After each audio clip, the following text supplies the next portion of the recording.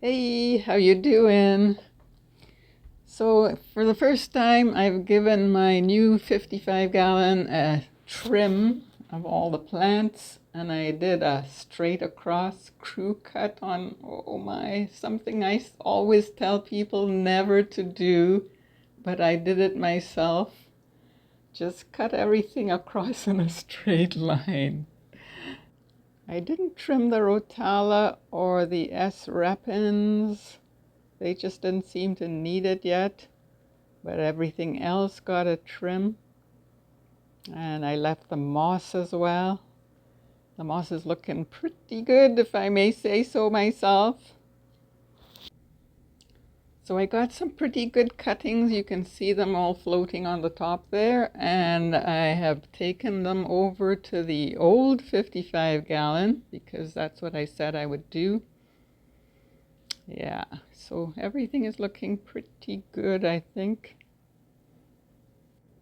And here you might be able to see it. I think you can see it well enough, yeah. The carbon dioxide is on this right-hand side now. So if you can remember, some time ago I tried this other different kind of yeast. It was winemaker's yeast. I think I got a bum lot because, I've been baking for quite a good amount of my time, so I can usually tell when yeast is not fresh. And I'm pretty sure this yeast was not fresh at all. But it did perform quite well in any case. It lasted about 3 weeks. And yeah, it was quite good. I think it was a bit sensitive to temperature, I found. So when it was warm, it would do really well. And then when the house got chilly at night, it wouldn't do so well. But that was okay because you don't want it to be, spewing out carbon dioxide at night anyways. So I'm back to my Baker's Instant Yeast for now. So the next big project for this tank is to repair the air pump that's running it, Tetra Whisper 100. It has a dual diaphragm. So I got this repair kit off of Amazon, and you can see the two things. They give you two for the same price. This air pump was quite loud even when I first got it. So, but now it's really, really loud. So I just want to replace these. Yeah, it's hard to replace just the diaphragm alone. So you have to use the whole mechanism. But they just slide in and out, so it's pretty easy to change them, It's not that difficult a job, really. You just have to unscrew the cover and pull out the old ones and put in the new.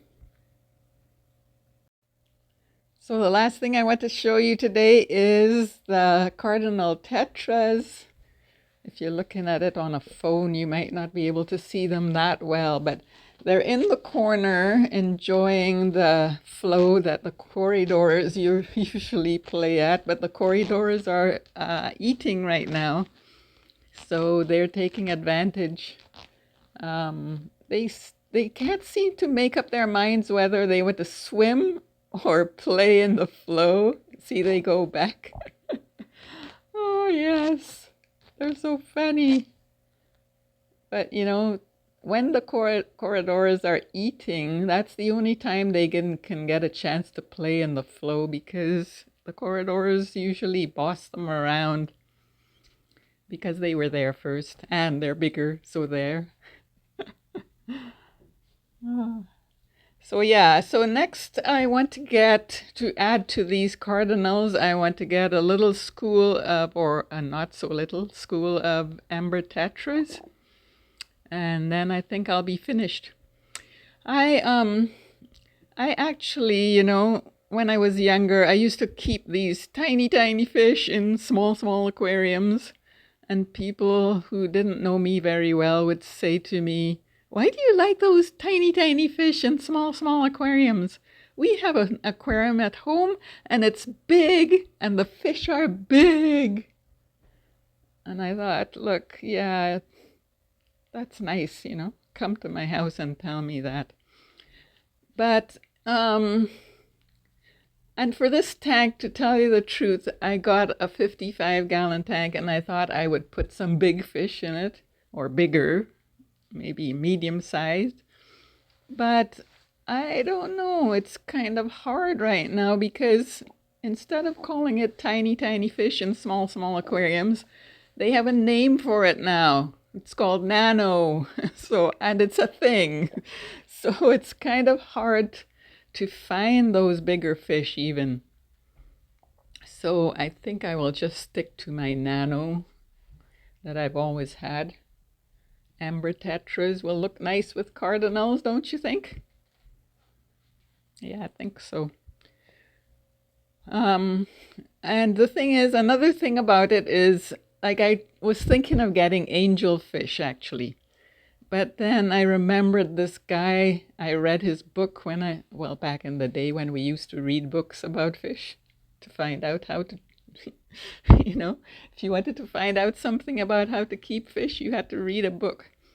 So his book was about plywood tanks, and he said the only way to keep angelfish is in an 8-foot plywood tank that's 2.5 feet tall, and it's full of Vallisneria and no other plants but Vallisneria, and then you have 6 to 8 angels, and you don't feed them anything except snails. So you have snails growing in the tank with them, and every so often you just crush one of the snails against the glass, and that's it. And he says that's the only way to keep angelfish. So now I kind of feel bad keeping angelfish in a 55-gallon tank. So that's what prompted me to go with the nano. And anyway, it looks nice. I don't mind it at all. I'm used to the tiny, tiny fish, even though it's not a small, small aquarium.